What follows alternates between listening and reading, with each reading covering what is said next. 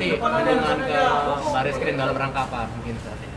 Kalau saat ini sih masih dalam tahap pengaduan ya, tahap pengaduan. Jadi pengaduan adanya dugaan tindak pidana penguasaan aset milik klien kami yaitu Pak Teddy tanpa izin.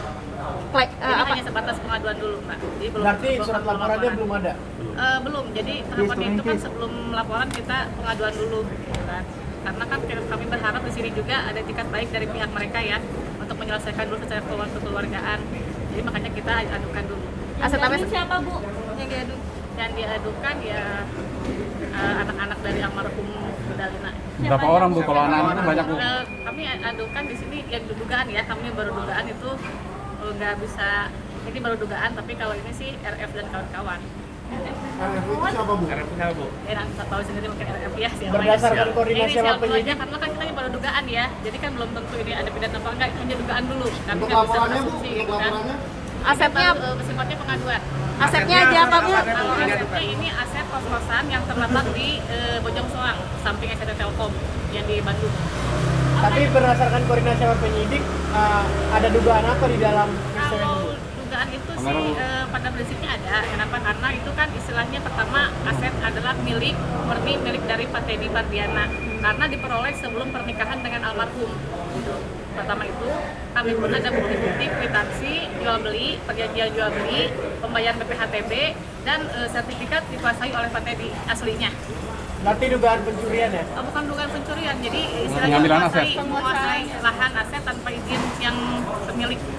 Udah ada melakukan Apa yang jadi pemicu pihak Pak Teddy menduga ini adanya penguasaan aset? Pemicu sih istilahnya gini ya, jadi semenjak almarhum meninggal dunia itu setelah informasi dari Pak Teddy itu secara hasil dikuasai oleh RF dan kawan-kawan karena untuk pembayaran kos-kosan yang tiap bulan itu informasi dari pengelola kos-kosan itu diserahkan kepada mereka.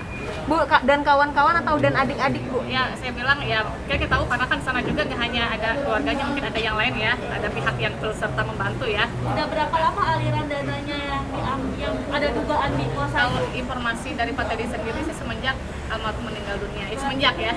Berarti hampir 2 tahun Bu? Ya, hampir 2 tahun semenjak almarhum meninggal dunia, jadi aset kos-kosan itu dikuasai oleh pihak mereka. Bu akan melakukan somasi nggak? tidak diterima ya? Bukan tidak terima, jadi kita harapannya pengaduan dulu.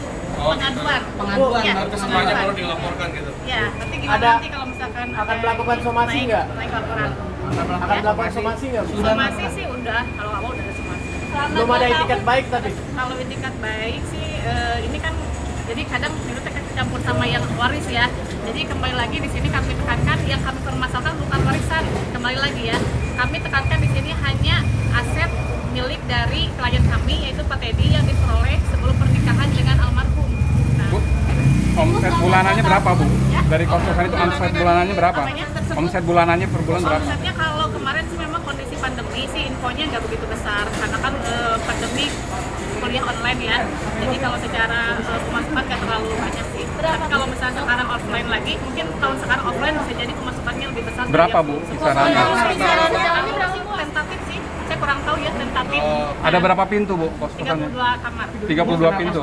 Bu, kenapa sekarang cuma pengaduan, Bu? Kenapa nggak langsung bikin laporan polisi? Tahapannya pengaduan dulu karena kan kita masih menunggu etikat baik dari mereka ya. Ibu selama 2 tahun total aset ada berapa tuh yang pada dialami kerugiannya Bu? Kalau kerugian sih saya kurang ini juga ya. Kalau kerugian kan saya nggak jelas perhitungannya, yang kosan berapa orang, yang itunya bayarnya berapa. Kami kan belum tahu karena kan dari tahun 2019 memang langsung diambil oleh mereka pembebasan asetnya. Gitu. Ada komunikasi sebelumnya sama pihaknya RF sendiri soal ini? Komunikasi waktu itu kan tren komunikasi sih ada. Jadi pihak mereka itu tetap bahwa ya ini katanya masuk aset warisan karena aset peninggalan dari Bunda.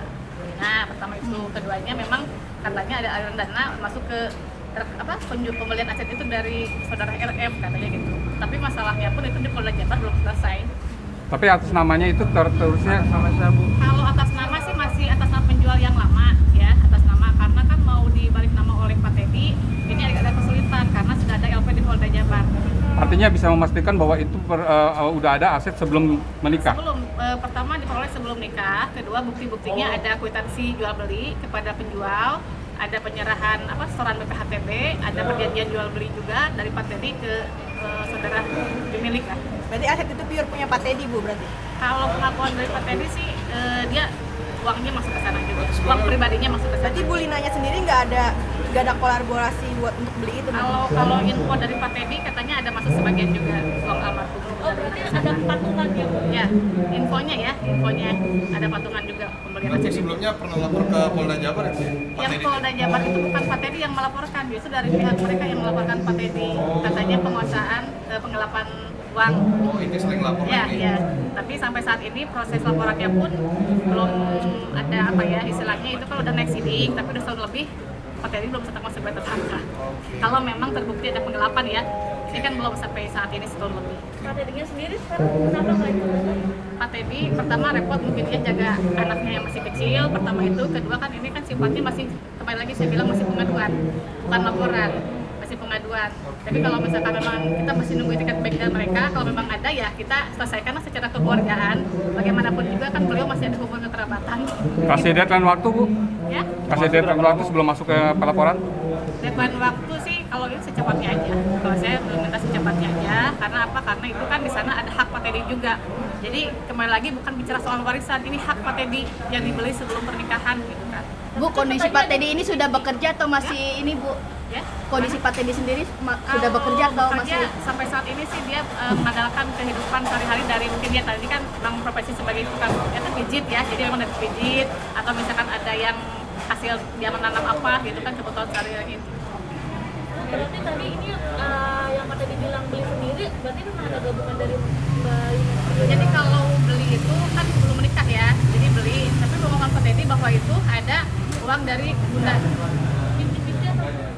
Bilangnya sih 50-50. Seberapa besar, Bu? Nominalnya, Bu, mungkin? Kurang lebih 2 miliar. 2 miliar. 2 miliar itu gabungan 2 miliar gabungan.